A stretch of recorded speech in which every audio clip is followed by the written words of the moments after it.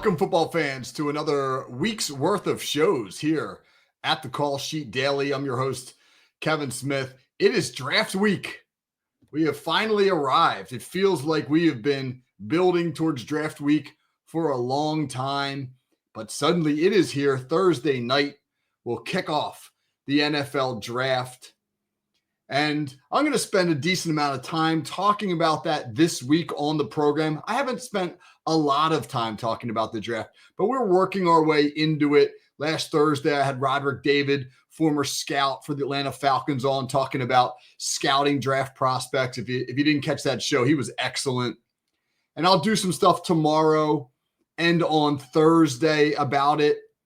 But I want to take today and commemorate a really important moment in American history that has a lot of association and relevance to the sport of football.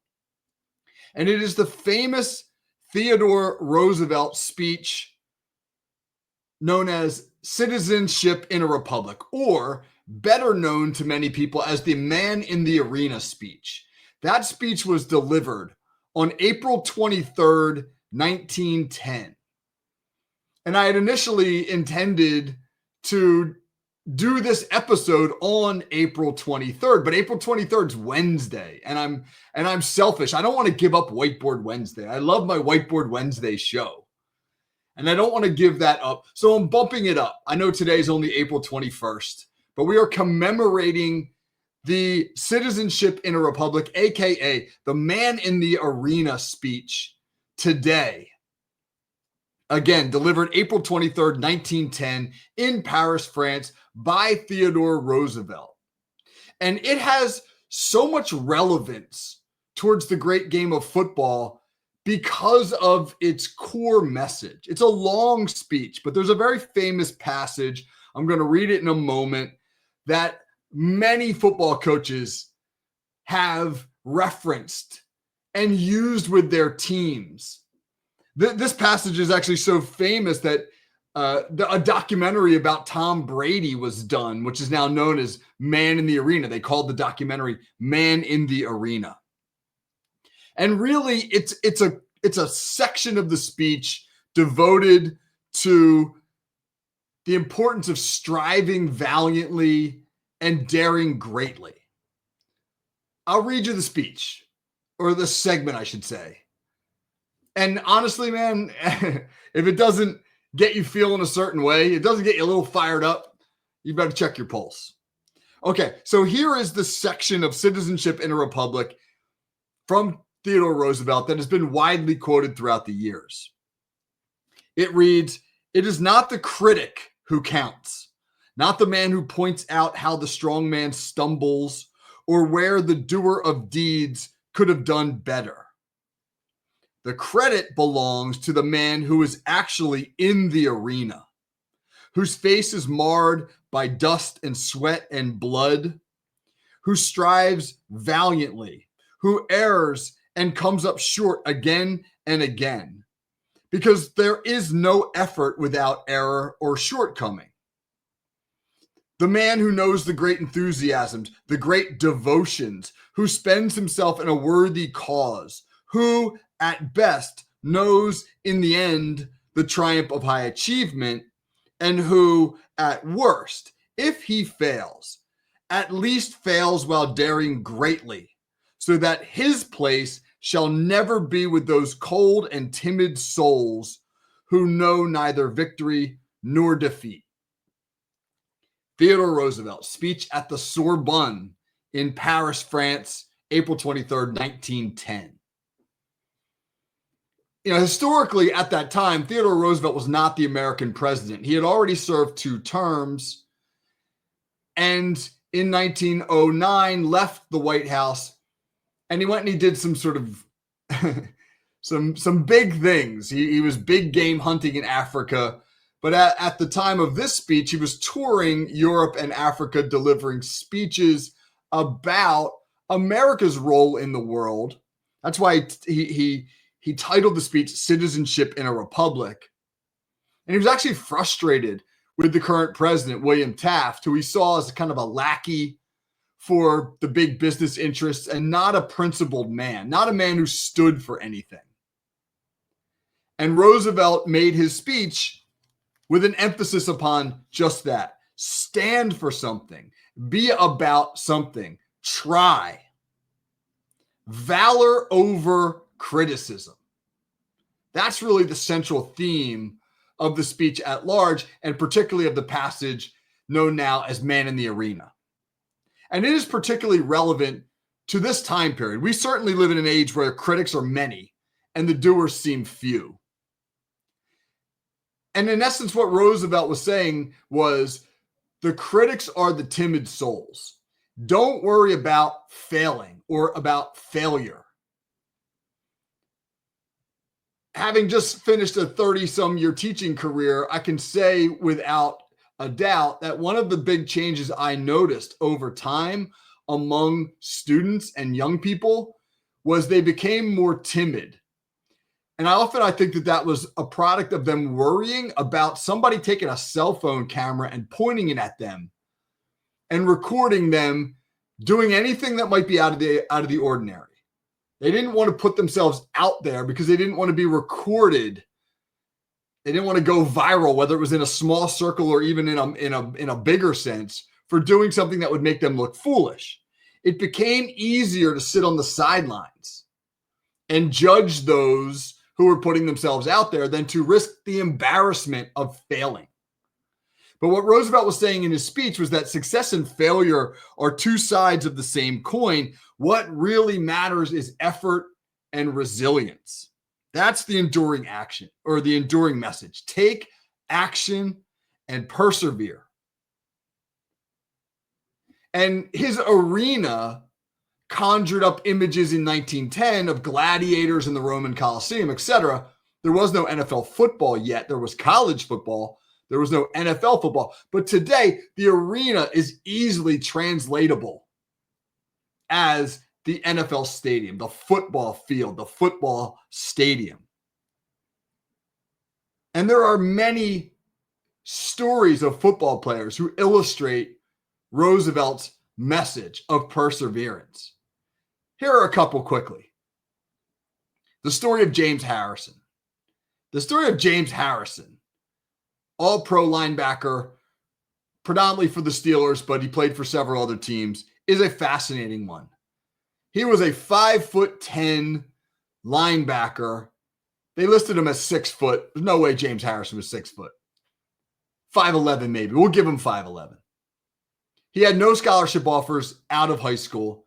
He walked on at Kent State University in the late 1990s. And Kent State is no football power.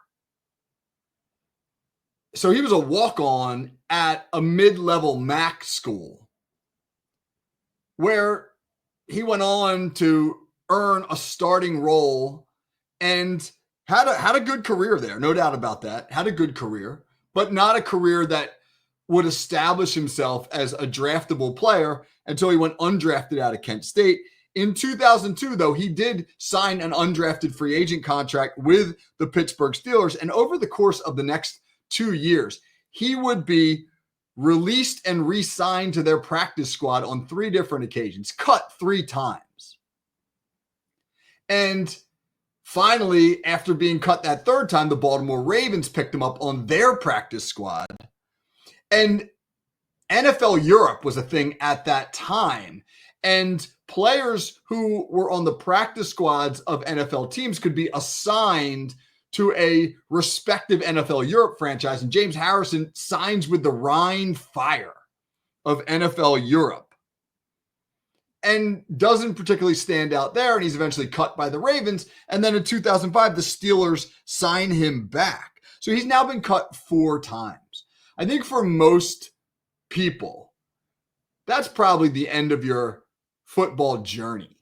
How many times would you need to be cut before you gave it up?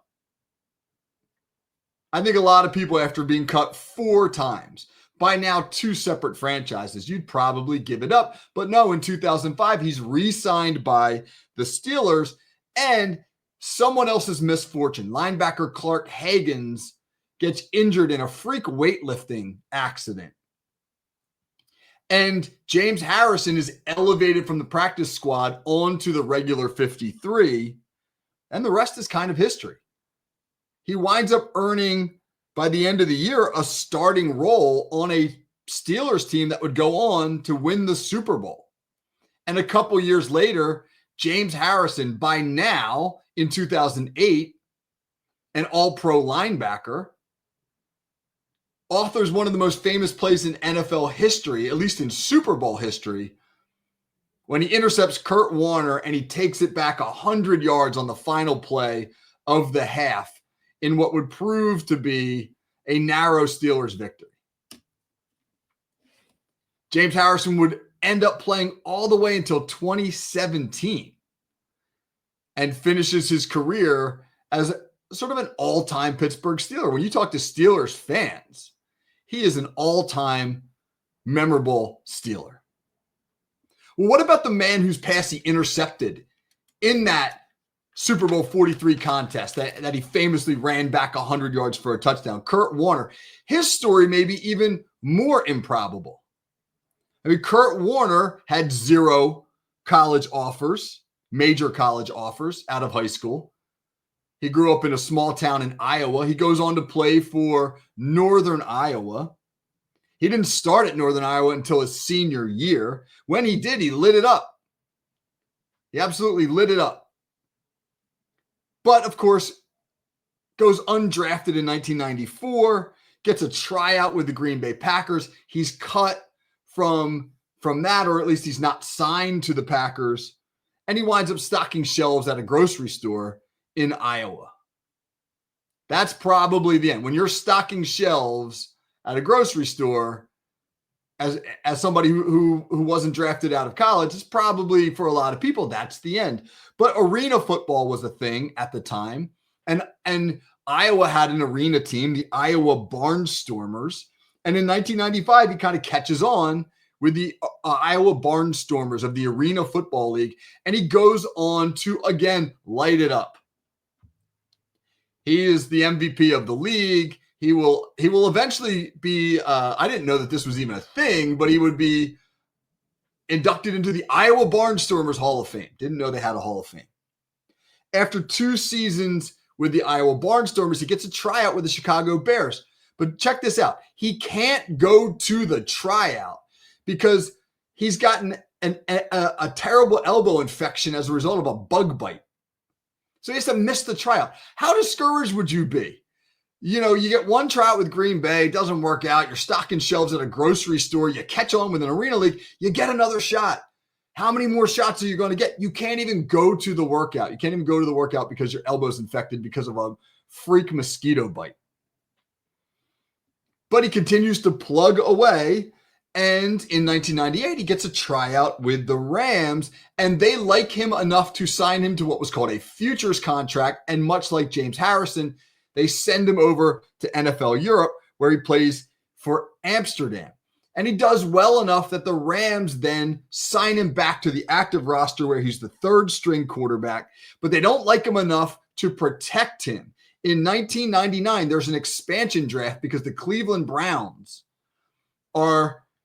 who were a franchise forever, and then they moved to Baltimore, but now they're getting back in. Cleveland gets a new franchise in 1999. There's an expansion draft. The Rams leave Kurt Warner unprotected, meaning the Browns could have claimed him if they wanted, but they don't. And Warner winds up back in St. Louis, where he becomes, out of training camp, impressive enough to become the backup. And then the starter, Trent Green, blows out his knee. Warner enters the starting lineup and goes on to throw for over 4,000 yards that year and lead the Rams to the Super Bowl championship. It's mind-boggling. Stocking shelves in the Arena League. But what's crazy about Kurt Warner was everywhere he finally got his shot. He sits for 3 years at Northern Iowa. When he finally starts, he lights it up. He doesn't make an NFL franchise. He goes to the Arena League. He lights it up. It takes a while for the Rams to give him their shot. And when they do, he becomes league MVP and they win the Super Bowl. And Warner, of course, would go on to play many years in the NFL. He would take that Arizona team to the Super Bowl.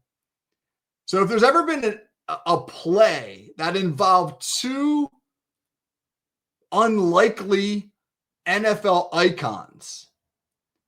It's that one in Super Bowl 43. James Harrison intercepting Kurt Warner and running it back for a 100-yard touchdown. Because 99.9% of the time, there's no way James Harrison and Kurt Warner should even have been on that field together because of the path that they had to travel to get there. They are great, great examples of what Theodore Roosevelt meant in his Man in the Arena speech. Persevere. Take your shot. If you fall down, fine. Get back up. Take it again, because the cowards are the ones who don't take it. Don't be a coward. All right, I'm going to end the show with a personal anecdote, a personal story about my coaching career at Ocean City High School. I mentioned before in this program, I was a history teacher. The Man in the Arena speech was always important to me. I used to make my students do an assignment based upon it, where they had to demonstrate a time in their life. And by demonstrate, I mean write about it. A time in their life where they were the man in the arena, where they took their shot, even though it scared them, where maybe they had been the timid soul, but they had to step out of that role and become the man in the arena. And how did it make them feel? And how did it go? Et cetera, et cetera. And that was an assignment I would have every year. But one year, I had a football player on our team named Zach Brown. And Zach Brown was a special needs kid, had a lot of learning disabilities, but he wanted to come out for football. And he had speech issues. I'll be honest, when he came out, I thought to myself, I can't put this kid on the field. It will be dangerous for Zach Brown for me to put him on the field. I don't know if he can protect himself in an actual football game. But he liked the weight room. He liked the weight room, and he was pretty strong. And he came out as a sophomore, and then he lifted and lifted. And by senior year, I couldn't put him on the field. He was not a good enough football player for me to put him on the field. And I was still nervous. And if I did so, he might get injured. But physically, he had lifted himself and he had built himself into a kid who had a little bit of confidence. And every kid on our team loves Zach Brown. Because again, man, special needs kid, speech impediment, tough to hear what he had to say when he spoke. But he showed up every day, and he was the first kid on the field. And he was the first kid in the weight room. And he'd jump into drills. I'd have to take him out. Like, Zach, get out. Because I needed somebody else in there at that moment. But man, he was enthusiastic. Nobody loved playing football more than Zach Brown. And we weren't very good when he was with us. We weren't very good. I took over a struggling program, and it took me some time to build it up into a successful one. And he was there for the tough years. And he was there at a time when kids in the hallways would bust everybody's chops about the program. You guys suck. You guys this. And I would reference the Man in the Arena speech. And I would say, look, we're not there yet, but we're going to get there. You guys are the men in the arena, and they're the timid souls. And you remind them of that. And I would talk about the Man in the Arena speech. And one day, Zach Brown came to me, and he said, Coach, do you have a copy of that speech? And I gave him one. And he came back a couple days later, and he said, can I read that speech to the team?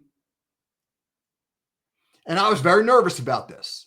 Because again, man, this is a kid who had some learning disabilities. I wasn't sure about where he was in terms of his reading level. He had speech issues. Did I have to talk to the team ahead of time about this? This was a tough moment for me because I just thought, I don't know how this is going to go. But in the end, I said, yeah, Zach, man, you can read that speech. Read that speech to the team. And that kid stood up, man. Whew. Ooh, I get choked up thinking about it right now.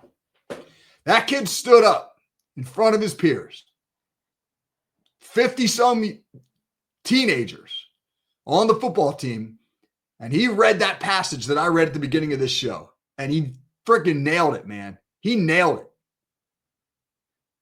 And I don't think we ever had a better practice than the practice we had then. And we went out that Friday night and we won a football game. And this is a time when we weren't winning a lot of football games. And I'll never forget Zach Brown, man, standing up in front of his peers and delivering a speech that still chokes me up and gives me goosebumps. Don't be the timid soul. Don't be the timid soul. At the end of the day, if you're going to fail, fail daring greatly and not because you were too scared to do something. The man in the arena speech, Theodore Roosevelt. It's a great message, man. And if you don't know the speech, you should look it up. You should look it up. All right. That is our Monday episode here at the Call Sheet Daily. Tomorrow, going to turn our attention to the NFL draft. Wednesday will be our Whiteboard Wednesday show. And then Thursday, it's draft day, man. It's here. So buckle up, everybody. All right. I will talk to everyone tomorrow. Have a great day. Take care.